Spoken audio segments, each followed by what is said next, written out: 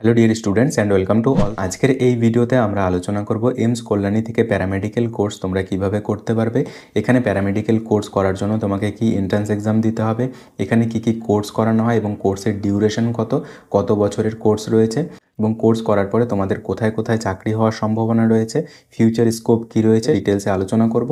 তো চলো ভিডিওটি শুরু করা যাক। তোমরা যদি চ্যানেলে নতুন হয়ে থাকো তাহলে চ্যানেলটিকে সাবস্ক্রাইব করে দিও, ভিডিওটিতে অবশ্যই একটি লাইক করে দিও। এইমসে বিএসসি নার্সিং এবং প্যারামেডিক্যালের গুরুত্ব কিন্তু অন্যান্য আদার্স প্যারামেডিক্যাল কোর্স এবং অন্যান্য বোর্ডের তুলনায় কিন্তু অনেকটাই বেশি। তো সেই জন্যই এইমস প্যারামেডিক্যাল কোর্সটাকে কিন্তু নিট ড্রপাররা বিশেষ করে বেছে নিচ্ছে, কারণ দুবার তিনবারের মাথায় যদি নিটটা ক্র্যাক করতে না পারো, তোমার বয়সটাও যেরকম বাড়তে থাকে সেরকম কিন্তু নিটের সাইকেলটাও বাড়তে থাকে।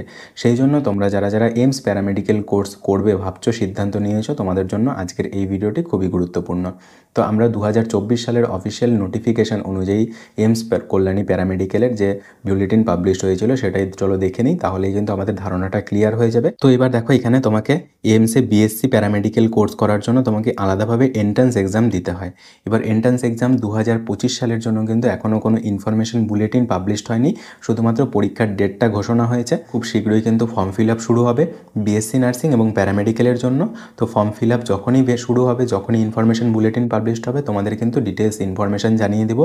শুধুমাত্র এইমস কল্যাণী না, আদার্স এইমসের জন্য তোমাকে কিন্তু একটাই পরীক্ষা দিতে হবে। ওই একটা পরীক্ষা দিয়ে তুমি এইমস কল্যাণী এবং আদার্স এইমস দিল্লি, এইমস পাটনা, এইমস যোধপুর, যতগুলো এইমস রয়েছে, এইমস গুয়াহাটি, সমস্ত এইমসে প্যারামেডিক্যাল কোর্স করতে পারবে। তুমি এবার যেখানে চান্স পাবে সেখানেই তুমি প্যারামেডিক্যাল কোর্স করতে পারবে।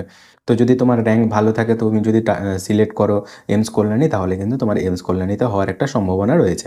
তো এবার এইমসের আন্ডার গ্র্যাজুয়েট কোর্সের মধ্যে কী কী কোর্স রয়েছে? BSc course in medical laboratory technology. এবার স্কোপ কী রয়েছে, যে তুমি মেডিকেল ল্যাবরেটরি টেকনোলজি কোর্স করে তুমি একজন মেডিকেল ল্যাবরেটরি টেকনোলজিস্ট হতে পারবে। এবার এখানে এইমস থেকে কমপ্লিট করার পরে তোমাদের একটাই বেনিফিট থাকবে কি, যে এডুকেশনাল কোয়ালিটিটা কিন্তু অনেকটাই স্ট্যান্ডার্ড হবে, তুমি অনেক কিছু শিখতে পারবে। তো সেই জন্য কিন্তু এখানটা তুমি যখন পাস আউট হয়ে যাবে, স্কোপটা কিন্তু তোমার অন্যান্য ইনস্টিটিউটের তুলনায় তোমার কিন্তু স্কোপটা বেশি থাকবে এবং তুমি বিভিন্ন কম্পিটিটিভ এক্সামেও কিন্তু এগিয়ে থাকতে পারবে যদি এইমস থেকে প্যারামেডিক্যাল কোর্সটা করো, কারণ তোমার কোয়ালিটি অফ এডুকেশনটা ভালো হবে। BSc course in operation theatre technology, মানে তুমি operation theatre technology BSc course করতে পারবে। অর্থাৎ এখানে দুটো মাত্র কোর্সই করানো হয় এইমস প্যারামেডিক্যালে, এইমস কল্যাণীতে। BSc course in medical laboratory technology এবং BSc in operation theatre technology. এবার এখানে number of the seat, number of seat কতগুলো রয়েছে, কটা করে সিট রয়েছে? মেডিকেল ল্যাবরেটরি টেকনোলজির জন্য 20টা সিট রয়েছে, অপারেশন থিয়েটার টেকনোলজির জন্য কিন্তু 20টা সিট রয়েছে। তার মধ্যে 9টা আনরিজার্ভের জন্য, ওবিসিদের জন্য রয়েছে 5টা, এখানে ওবিসি এ বি ইনক্লুডেড। এসসিদের রয়েছে 3টে, এসটিদের রয়েছে একটা একটা করে এবং ইডাব্লিউএসের রয়েছে 2টো করে। টোটাল 20টা করে সিট রয়েছে। টোটাল 40 সিট রয়েছে দুটো কোর্সের জন্য, এমএলটি এবং operation theatre technology. Duration of the course তোমার কিন্তু 3 বছরের কোর্স ডিউরেশন রয়েছে, তার সঙ্গে ইন্টার্নশিপ রয়েছে। এবার ইন্টার্নশিপ কোনো কলেজে রয়েছে 1 বছরের ইন্টার্নশিপ, 1 ইয়ার ইন্টার্নশিপ, আবার কোনো এমসে রয়েছে 6 মান্থসের ইন্টার্নশিপ।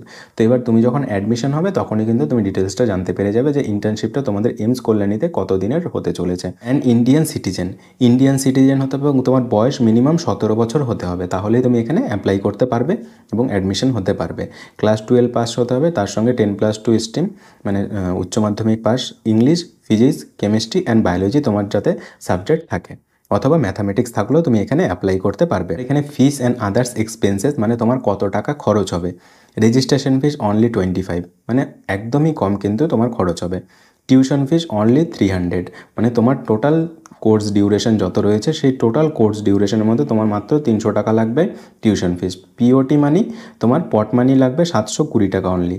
কশন মানি রিফান্ডেবল 100 টাকা তোমার কশন মানি হিসেবে নেওয়া হবে, সেটা আবার তোমাকে রিফান্ডও করে দেবে তোমার কোর্স কমপ্লিট হয়ে যাওয়ার পরে।